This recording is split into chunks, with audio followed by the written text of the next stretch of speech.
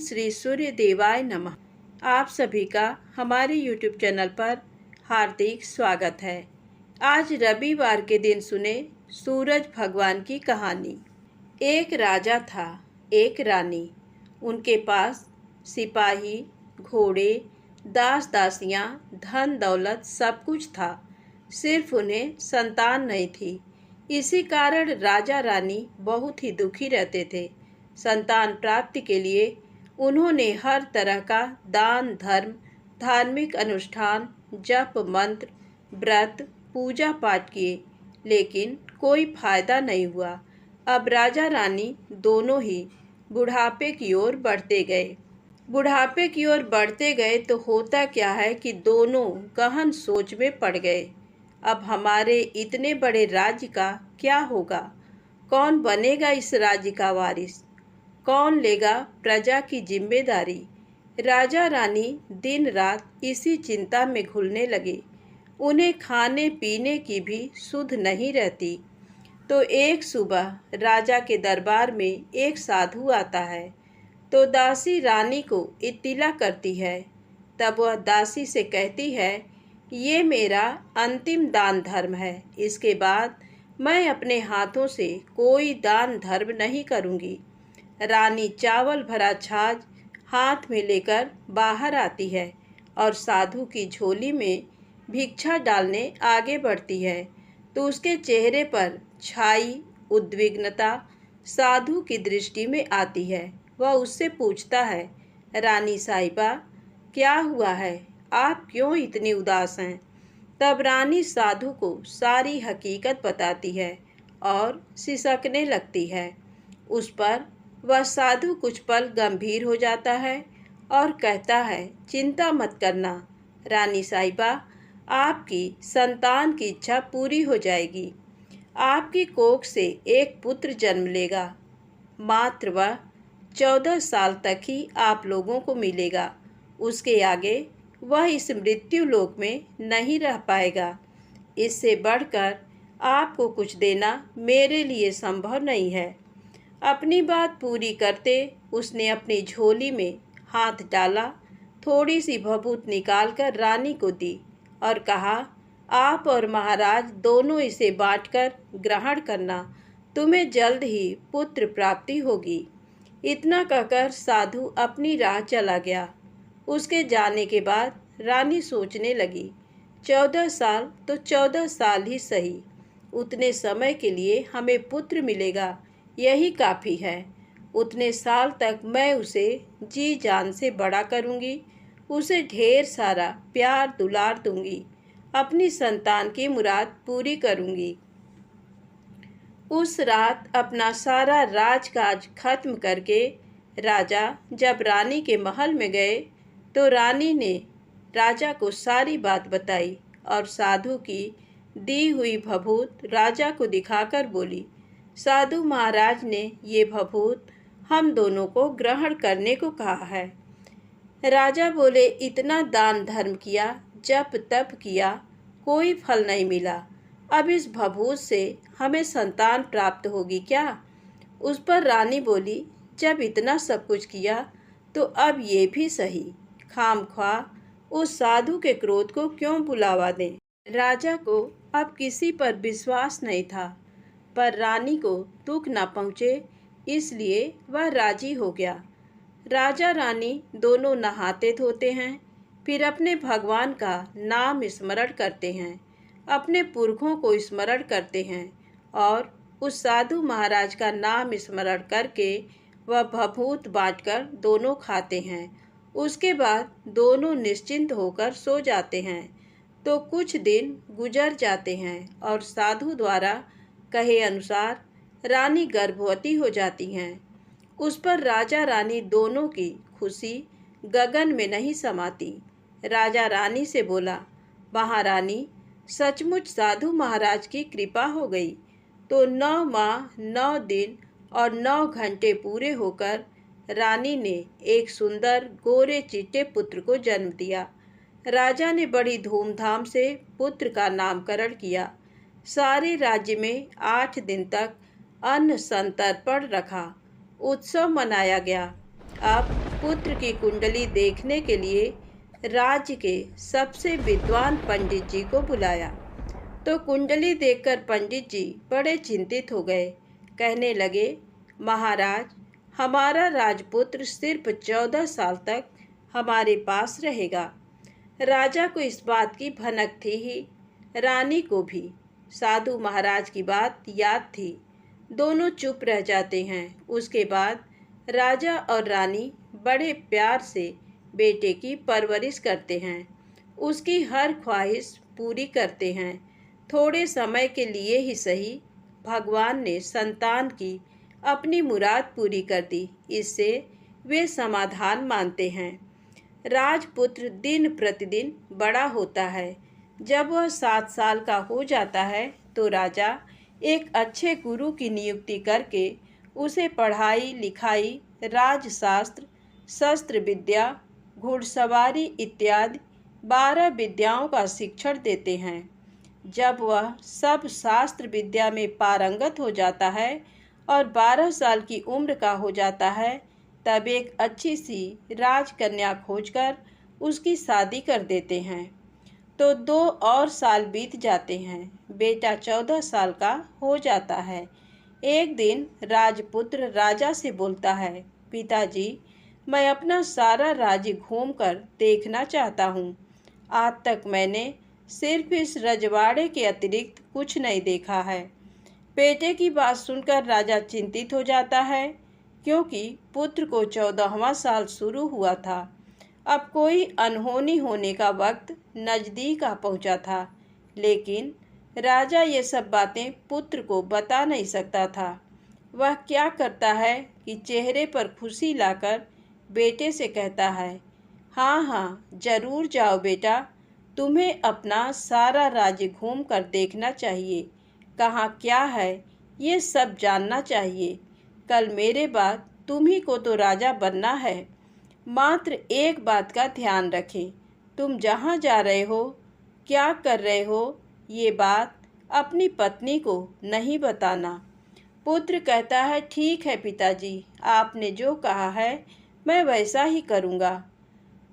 राजपुत्र दिन भर अपनी पत्नी के साथ मौज मस्ती करता है, खुशियाँ मनाता है और रात को ठीक 12 बजे बिस्तर से उठकर बाहर चला जाता है।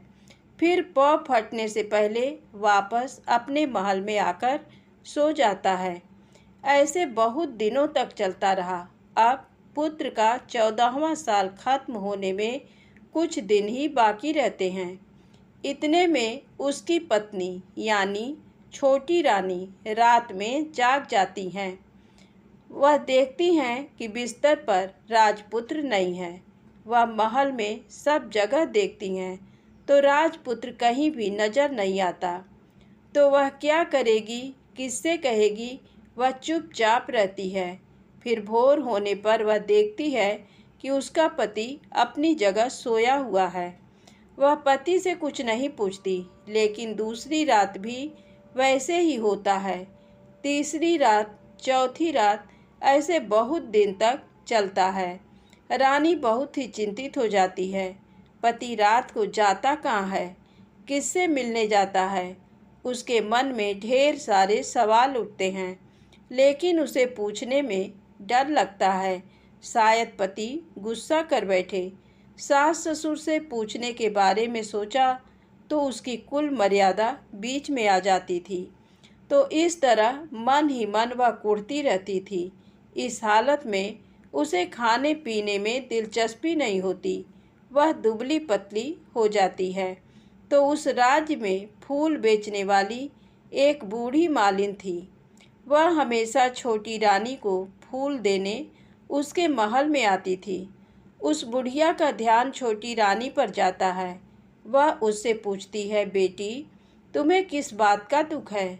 तुम इस तरह सूखकर कांटा क्यों बनी हो? उस पर रानी कहती है, क्या बताऊं तुम्हें अम्मा, तुम्हारा राजपुत्र हर रात बिस्तर पर से उठकर कहीं चला जाता है और सुबह भोर होते ही वापस आकर सोता है। वह कहाँ जाता है? प्रेमिका से मिलने जाता है क्या?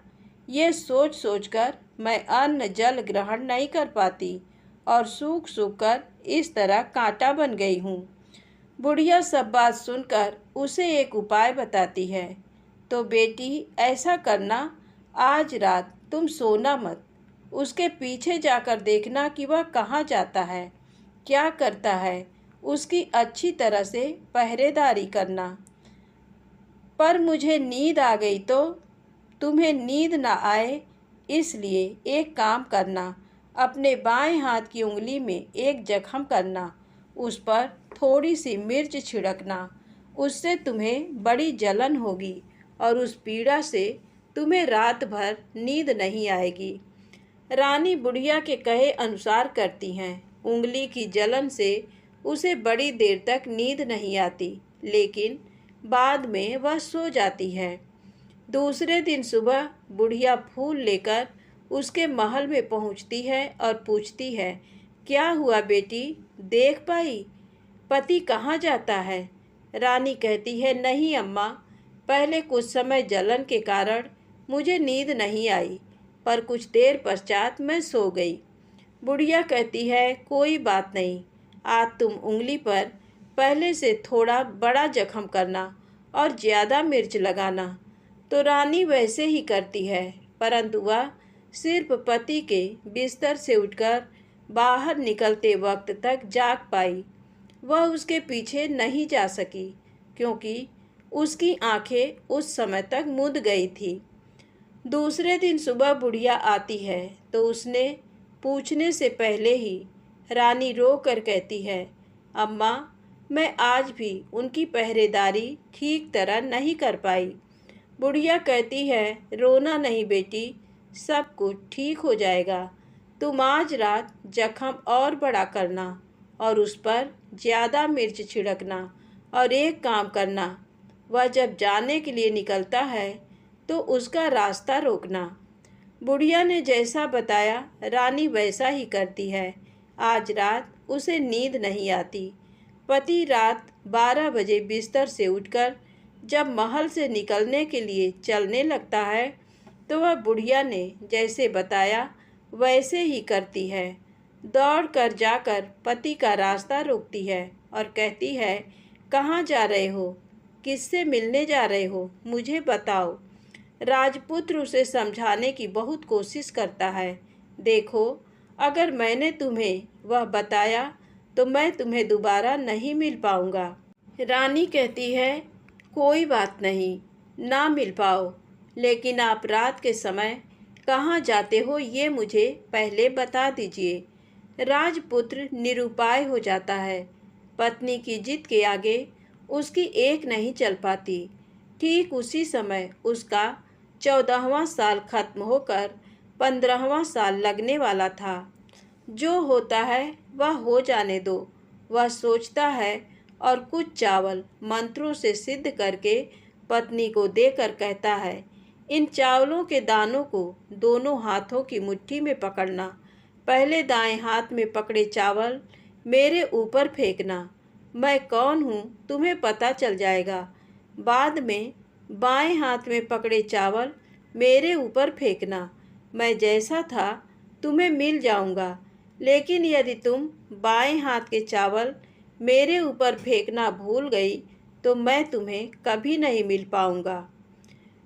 रानी ने कहा, नहीं भूलूंगी। रानी बड़े आत्मविश्वास के साथ कहकर दाएं हाथ में पकड़े चावल पति के ऊपर फेंक देती है तो राजपुत्र एकदम एक विशाल घोड़ा बन जाता है।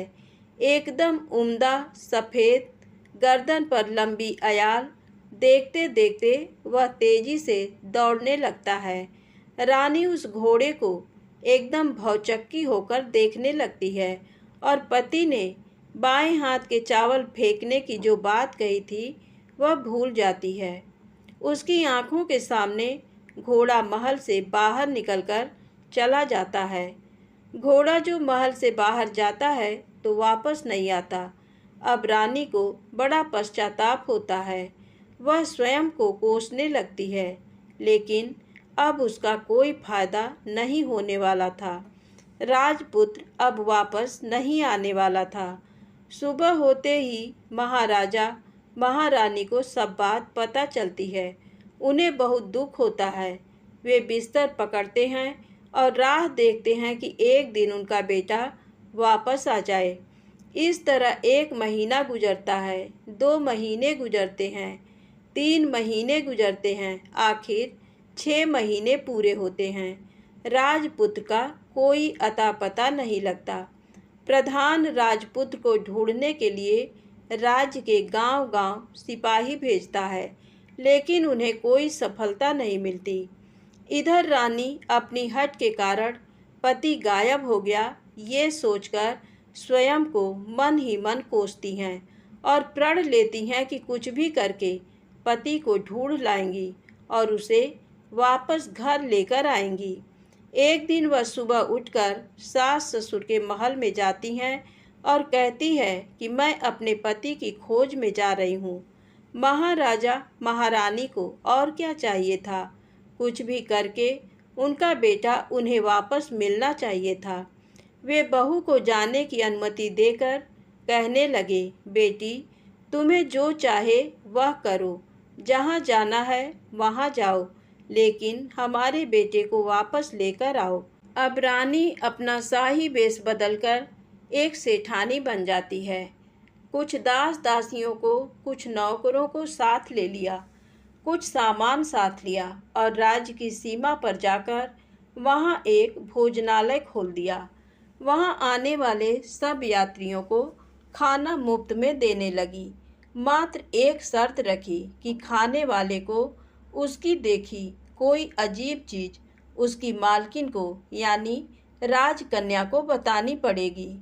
तो वहाँ आने वाला हर नागरिक अपनी तरफ से मैंने ये देखा, मैंने वह देखा कहकर वहाँ से मुफ्त खाना खाकर जाता था। परंतु रानी को जो बात चाहिए थी वह अब तक मिली नहीं थी। ऐसे ही कुछ दिन बीत गए तो इधर क्या होता है कि रानी के महल में फूल लेकर जाने वाली बुढ़िया के एक बेटा और बहू थे। उनका एक छोटा बेटा था, यानी बुढ़िया का एक पोता था। तो बेटा और बहू सुबह काम के लिए निकलते थे तो पोते को संभालने की जिम्मेदारी बुढ़िया पर रहती थी। बुढ़िया दिन भर पोते को संभालती थी। एक दिन बुढ़िया को पान खाने की आदत थी तो पान लगाने के लिए चूना चाहिए था। वह उसे तैयार करने के लिए सीपियाँ लेकर आई। इन सीपियों को भूनने के लिए गोबर के कंडे चाहिए थे। कंडे इकट्ठा करने के लिए वह बांस की टोकरी लेकर चरवाहे के मैदान में गई। वहाँ बहुत सारे कंडे थे। उन्हें जमा करते करते उसे घर आने में अंधेरा हो गया। इस ओर शाम होते ही काम से वापस बेटा बहू घर पहुँचे तो देखा कि बच्चा घर पर अकेला है और रो रहा है। वे दोनों गुस्से से लाल पीले हो गए। इतने में बुढ़िया घर आ पहुंची। बेटा ने पूछा, पोते को घर अकेला छोड़कर कहाँ गई थी? बुढ़िया बताने लगी कि मैं गोबर के कंडे इकट्ठे करने गई थी। इस पर बेटा बोला, दोबारा बच्चे को अकेला घर पर छोड़कर यदि कहीं गई तो मैं तुम्हें बहुत पीटूंगा। बुढ़िया कहने लगी, नहीं बेटा, फिर कभी ऐसा नहीं करूँगी। लेकिन दूसरे ही दिन बुढ़िया वह बात भूल गई और फिर चरवाहे के मैदान पर कंडे इकट्ठा करने चली गई। शाम को जब बेटा बहू काम से वापस लौटे तो देखते हैं कि बच्चा घर पर अकेला है और रो रहा है। अब उसके बेटे की सहन शक्ति खत्म होने लगी और बुढ़िया के वापस आने पर उसे घर से निकाल दिया। बुढ़िया रात भर घर के बाहर अंधेरे में बैठी रही और सुबह होते ही हाथ में टोकरी लेकर कंडे इकट्ठा करने के लिए निकल गई। उस दिन उस पर कंडे इकट्ठा करने का मानो पागलपन सवार था। कंडे इकट्ठा करते करते कब अंधेरा छा गया उसे मालूम ही नहीं चला। उसे जब ध्यान आया तो गांव का रास्ता भी ठीक तरह से दिखाई नहीं दे रहा था। वह अंधेरे में आंखें फाड़कर देखती देखती किसी तरह आगे निकल पड़ी। तो होता क्या है कि एक कपिला गाय छन छन की आवाज़ करते, गले की घंटी बजाते ठुमक कर उस मैदान पर आ गई। उसे देखकर बुढ़िया सोचने लगी कि इस गाय के पीछे पीछे जाऊंगी तो गांव तक पहुंच जाऊंगी। तब बुढ़िया उसके पीछे पीछे जाने लगी। वह गाय क्या करती है कि उस मैदान से लेकर एक एक करके 6 मैदान पार करती है। आखिर में वह 7वें मैदान पर पहुंचती है। तो वहाँ क्या होता है कि उस मैदान पर एक बड़ा सा पत्थर है। गाय जाकर उस पत्थर को अपना सींग मारती है। सींग मारा तो वह पत्थर दूर हट गया और पाताल में नीचे जाने की सीढ़ियाँ दिखाई देने लगी। तब वह गाय उन सीढ़ियों से नीचे जाने लगी। बुढ़िया वह सब देखती रही और झट जाकर गाय की पूँछ को पकड़ लिया। पूँछ पकड़कर वह गाय के साथ नीचे पाताल में पहुंच गए। पाताल में पहुंचते ही तुरंत गाय की पूँछ छोड़ दी और इधर उधर देखने लगी। वहीं से बुढ़िया ने देखा कि पाताल में सब जगह जगमगाहट है। दिया दीप जलते हैं और तेज रोशनी गाय के ऊपर पड़ती है और वहाँ अद्भुत घटनाएं घटने लगीं। गाय के नीचे जाते ही उसके गले में अपने आप सांकल पड़ गई और छम छम करके कोई दुधाड़ी में गाय का दूध दूहने लगी। लेकिन जो भी कोई वह कर रहा है वह मात्र दिखाई नहीं दे रहा। बुढ़िया बहुत घबरा गई, कहाँ आकर फंस गई। वह सोचने लगी और यहाँ वहाँ छिपने के लिए जगह ढूंढने लगी, लेकिन उसे कहीं भी जगह नहीं मिली। हर जगह उजाला ही उजाला था। तो वह यूँ एक कोनों में खड़ी रह गई और जो कुछ सामने हो रहा था उसे चुपचाप देखने लगी। कुछ पल के बाद वहाँ झट से एक उम्दा सफ़ेद घोड़ा आया। वहाँ 2 कुंड थे। उसमें से एक कुंड में उस घोड़े ने छलांग लगाई और ऊपर आ गया। अब उसे राजपुत्र का रूप प्राप्त हो गया। राजपुत्र बनने के बाद उसने दूसरे कुंड के पानी में स्नान किया। वहाँ रखे नए कपड़े पहने हैं। नज़दीक ही एक सुंदर पलंग था, उस पर आकर वह बैठ गया। उसके सामने अपने आप 5 पकवानों की थाली आ गई, दूध की एक प्याली आ गई, 5 सुपारी आ गए। उसके सामने एक दिया जलता रहा। राजपुत्र ने खाना खाया, दूध पिया, 5 सुपारी खाया और बिस्तर पर लेट जाने से पहले सूर्य देव का स्मरण करके सामने जलते दिए से पूछा, दिए दिए दीपंकर, मेरे माता पिता क्या कर रहे हैं? दिया बताने लगा, बेटे के शोक में डूबे हैं। राज्य कौन संभाल रहा है? राज्य प्रधान संभालता है। मेरी पत्नी क्या करती है? उसने चौराहे पर भोजनालय शुरू किया है और आते जाते लोगों से वह नई खबर के बारे में पूछती है। दिए के ये कहते ही राजपुत्र कहने लगा, ठीक है। उसके बाद वह सो गया। बुढ़िया कोने में खड़ी रहकर ये सब देखती रही। ऐसी अद्भुत घटना उसने जिंदगी में पहली बार देखी थी। उसे अंदर ही अंदर चुलबुलाहट होने लगी। वह अपनी भूख प्यास भूल गई और आगे क्या होता है कि उसे उत्सुकता से देखने लगती है। लेकिन उसके बाद और कुछ घटनाएं नहीं घटती। रात गुजर गई और सुबह हो गई। सुबह होने पर पलंग पर सोया राजपुत्र उठा और फिर से पहले वाले कुंड में छलांग लगाई। तो अब वह फिर से घोड़ा बनकर कुंड से बाहर आ गया। बाहर आते ही वह तेजी से उस पाताल नगरी से बाहर निकल गया। लेकिन वह कहाँ गया, बुढ़िया को कुछ पता नहीं चला। उसके बाद पिछली रात की तरह कोई उस गाय का छम छम करके दूध दोहने लगा। जैसे ही दूध दुहाना खत्म हुआ, उसके गले की सांकल अपने आप खुल गई और वह गाय तेजी से ऊपर जाने वाली सीढ़ियाँ की ओर भागने लगी। गाय को दौड़ते देखकर बुढ़िया सोचने लगी, अब गाय के साथ यहाँ से ऊपर जाना ही समझदारी है, नहीं तो कोई मुसीबत आकर मेरे ऊपर टपक जाएगी। झट से उसने गाय की पूँछ पकड़ ली और गाय के साथ ऊपर आ गई। गाय जब ऊपर मैदान में पहुंची तो उस सुरंग का रास्ता अपने आप बंद हो गया और उसके मुंह पर एक बड़ा सा पत्थर पूर्ववत खड़ा हो गया। ऊपर आकर वह गाय जंगल की ओर निकल गई। इधर बुढ़िया एकदम बावली सी हो गई। उसने पाताल नगरी में जो कुछ देखा वह जल्द से जल्द किसी को बताने के लिए उतावली हो उठी। उसे एकदम याद आया कि नगर की सीमा पर कोई औरत भोजनालय चलाती है और नई बात बताने वाले को अच्छा खाना पीना मुफ्त में देती है।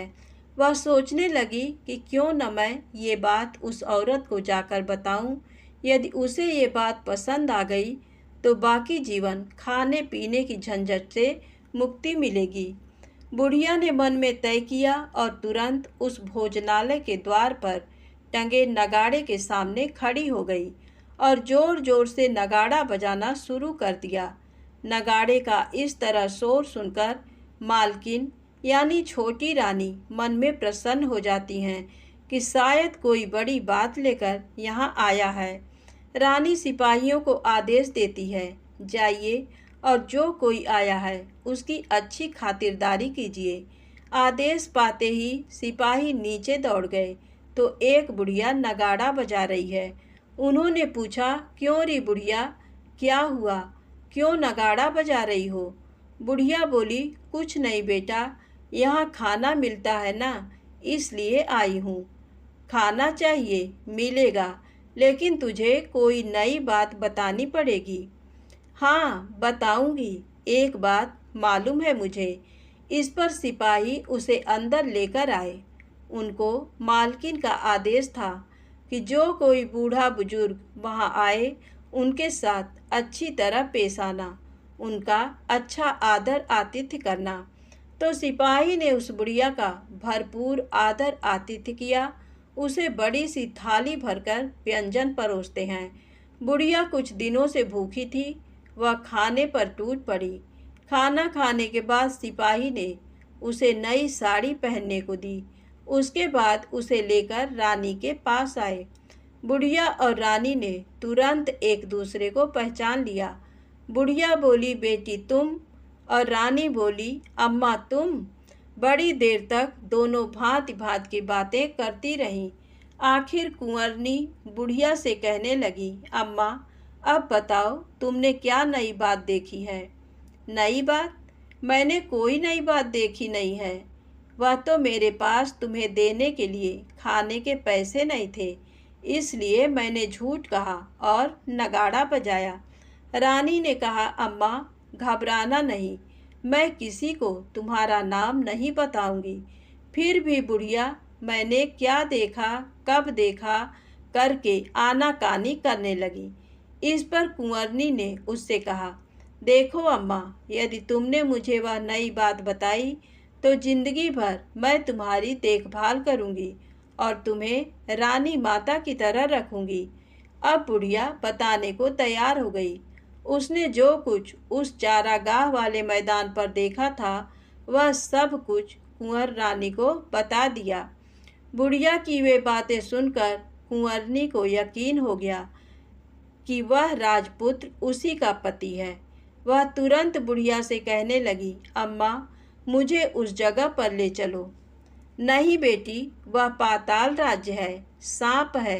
यदि किसी ने तुम्हें देख लिया तो तुम्हारी जान खतरे में पड़ सकती है। लेकिन रानी उसकी एक भी नहीं सुनती। उसे उस जगह ले जाने के लिए हठ करने लगी। आखिर में बुढ़िया ने उसका कहना मान लिया और कहने लगी, ठीक है, मैं तुम्हें वहाँ लेकर चलती हूँ, पर आज नहीं कल। वहाँ जाना है तो शाम को ही जाना होगा। तो दूसरे दिन दोपहर को रानी बुढ़िया के साथ उस मैदान पर गई और एक जगह छुपकर गाय के आने की राह देखने लगी। दिन ढलते ही अंधेरा घेरने लगा और गाय हमेशा की तरह वहां आ गई। मैदान के उस कोने में जाकर उसने पत्थर पर सींग मारा तो झट से पत्थर हटकर वहां सुरंग में जाने का रास्ता खुल गया। गाय उस रास्ते से नीचे उतरने लगी तो बुढ़िया रानी से कहने लगी, जल्दी आगे बढ़ो, हम गाय की पूंछ पकड़कर नीचे उतरेंगे। तो दोनों गाय की पूंछ पकड़कर नीचे उतर गईं। बुढ़िया पहले जिस कोने में छिपी थी उस कोने में छिप गई। अब नीचे सब कुछ पहले जैसा घटित हो रहा था। गाय के गले में अपने आप सांकल पड़ गई। कोई अदृश्य रूप से उसका दूध दूहने लगा। एक सफ़ेद उम्दा घोड़े ने आकर एक कुंड में छलांग लगाई तो राजपुत्र के रूप में ऊपर आया। वह राजपुत्र दूसरे कुंड में नहाने लगा। बाद में उसके सामने खाने की थाली आ गई, दूध की प्याली आ गई, पान बीड़ा आ गया। राजपुत्र सब ग्रहण करके सोने के लिए पलंग पर गया तो सोने से पहले सूर्य देव का स्मरण करके वह दिए से पूछने लगा, दिए दिए दीपंकर, मेरे माता पिता क्या कर रहे हैं? तो दिया कुछ जवाब नहीं देता, बल्कि वह बुझने लगता है। तब राजपुत्र को कुछ अघटित हुआ है इसका संदेह हो गया है। वह उदास हो गया और जो कुछ हुआ है वह हो जाने दो ऐसा सोचकर सोने के लिए बिस्तर पर लेट गया। अब रानी का संयम छूट गया। वह दौड़कर पति के पास गई और उसके पैर पकड़ने के लिए आगे बढ़ने लगी। राजपुत्र तुरंत ही पत्नी को पहचान गया। वह झट से पीछे हट गया और चिल्लाने लगा, नहीं नहीं, मुझे मत छूना, सर्वनाश हो जाएगा। रानी दोनों हाथ जोड़कर पति से अपनी भूल स्वीकार करने लगी।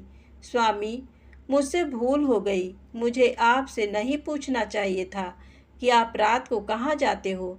मैं अपनी भूल स्वीकार करती हूँ। मुझे मेरी भूल की सज़ा मिल गई है। अब आप घर चलें। आपके वियोग में आपके माता पिता ने बिस्तर पकड़ लिया। आपकी प्रजा भी बहुत दुखी है। उस पर राजपुत्र कहने लगा, वही तो एक बार तुम गलती कर बैठी हो, अब दोबारा मत करना, नहीं तो अब मैं तुम्हें जो दिख रहा हूँ वह अभी नहीं दिखूँगा। रानी अब विलाप करने लगी, जोर जोर से जमीन पर सिर पटकने लगी। राजपुत्र के मन में उसके प्रति दया उत्पन्न हो गई। वह उससे कहने लगा, यदि तुम मुझे पाना चाहती हो तो तुम्हें एक काम करना होगा। काम कठिन है, लेकिन वह तुम्हें अकेले करना होगा। रानी ने कहा, कहो स्वामी, कितना भी कठिन काम हो मैं वह पूर्ण करूंगी। रानी कहने लगी। इस पर राजपुत्र ने उसे बताया, इस पाताल से ऊपर जाते ही तुम्हें एक घना जंगल नजर आएगा। ऐसे 6 जंगल पार करने के पश्चात 7वां जंगल मिलेगा। वह जंगल सबसे घना है। उस जंगल में बीचों बीच एक पीपल का पेड़ है। उसके आसपास की जगह पत्ते, फंदे, जटाएं, कांटे इत्यादि से ढक चुकी हैं। वहाँ बाघ, शेर, भालू, सांप सभी धमा चौकड़ी बैठती है। तुम्हें उन सबको भगाकर वह जगह साफ करनी है। उसको गोबर से लिपाई करके पवित्र बनाना है, रंगोली से सजाना है। उसके बाद वहाँ धूप, कपूर, अगरबत्ती जलानी है। फूल, कुमकुम से पेड़ की तने की पूजा करनी है। दूध, दही से बने चावल का भोग चढ़ाना है। ये सब तुम्हें दोपहर को 12 बजने के पहले करना है। 12 बजने के समय तुम्हें उस जगह पर बैठकर सूर्य भगवान का ध्यान करना है। ठीक 12 बजे सूर्य भगवान का रथ वहाँ उतरेगा। वे वह सब देखकर खुश हो जाएंगे और कहेंगे, जिस किसी ने ये सब किया है उसे मैं मनचाहा फल दूंगा। तो तुम सामने जाकर उसके रथ का दाहिना घोड़ा मांगना, मैं तुम्हें मिल जाऊंगा। इतनी बात कहकर राजपुत्र अपने पलंग पर सो गया और छोटी रानी भोर होने की राह देखने लगी। भोर होते ही वह बुढ़िया के साथ गाय की पूंछ पकड़कर ऊपर आ गई। ऊपर आने के बाद वह बुढ़िया से कहने लगी, अम्मा, अब मैं अकेले ही आगे जाऊंगी, तुम भोजनालय वापस जाओ। वह जंगल में जाकर राजपुत्र की बताई जगह ढूंढने लगी और स्वयं आरी से वह जगह साफ कर दी। बाद में राजपुत्र ने जैसे बताया वैसी लिपाई पुताई करके वापस आ गई। दूसरे दिन पौ फटने से पहले उठी और जंगल में उस जगह पहुंची। वहां जाकर इत्र, गुलाब का पानी छिड़क कर वह जगह सुगंधित की। धूप अगरबत्ती जलाकर उसे पवित्र किया और पूजा की। सब सामग्री वहां तैयार रखकर सूर्य भगवान का ध्यान करने बैठ गई।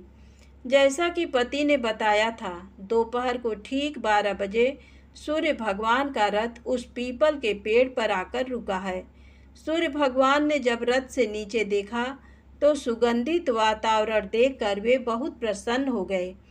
फिर वे बोले, जिस किसी ने ये काम किया है वह यहाँ आकर आज मुझसे कुछ भी मांगे, मैं उसे दे दूंगा। रानी ने जब ये शब्द सुने तो बिना समय गंवाए दौड़कर उनके सामने आ गई और उनको साष्टांग नमस्कार करके बोली, भगवान, वह मैं ही हूँ, मैंने ही ये जगह साफ की है। अच्छा, तो तुम्हें जो चाहिए वह मांगो। भगवान, मुझे आपके रथ का दाहिना घोड़ा चाहिए। सूर्य भगवान बोले, नहीं नहीं, मैं तुम्हें और कुछ भी दे सकता हूँ, लेकिन ये घोड़ा नहीं दे सकता।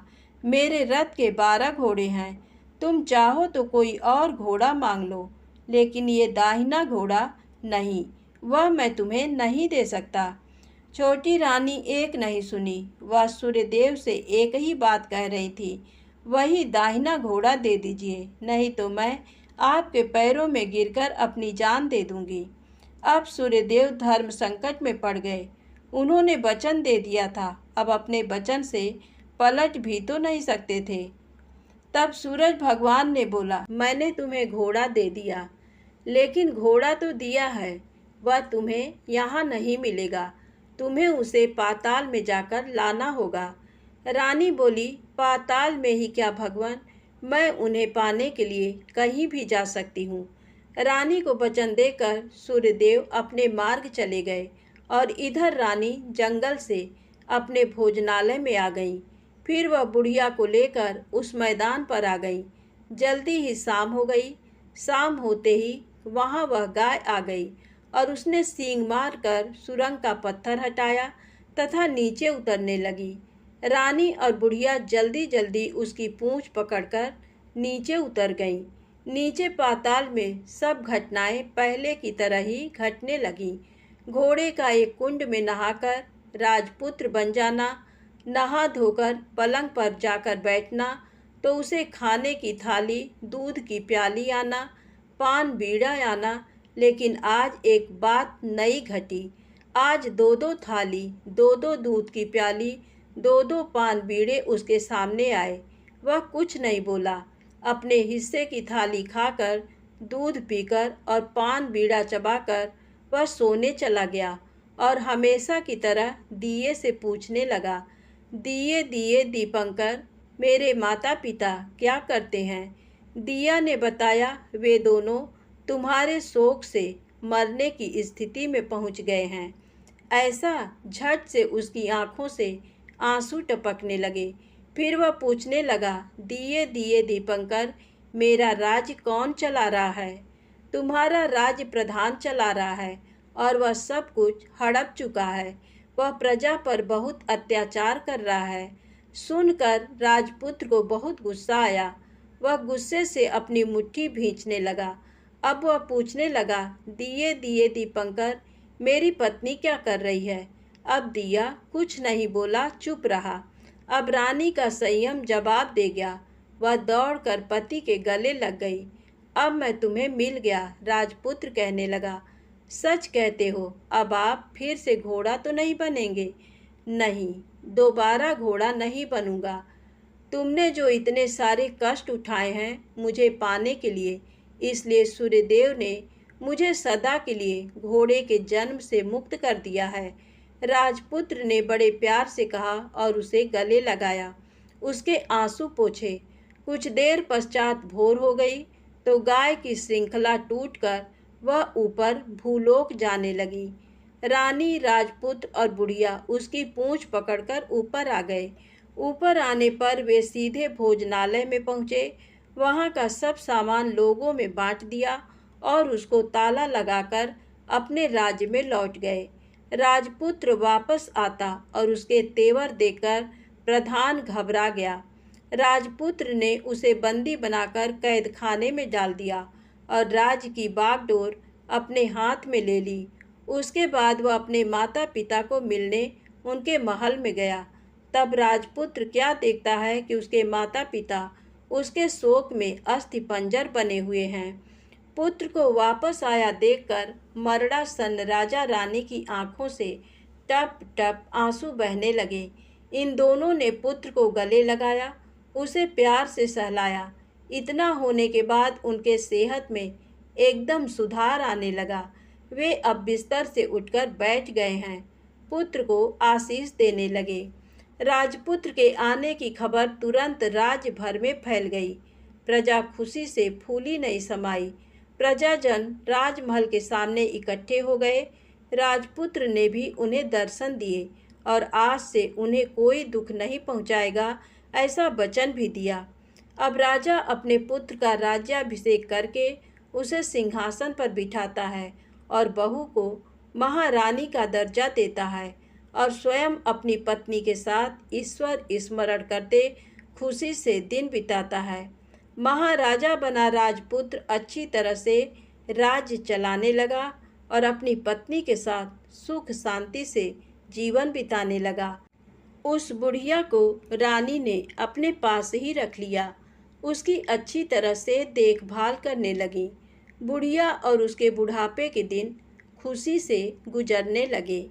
कहानी समाप्त होती है।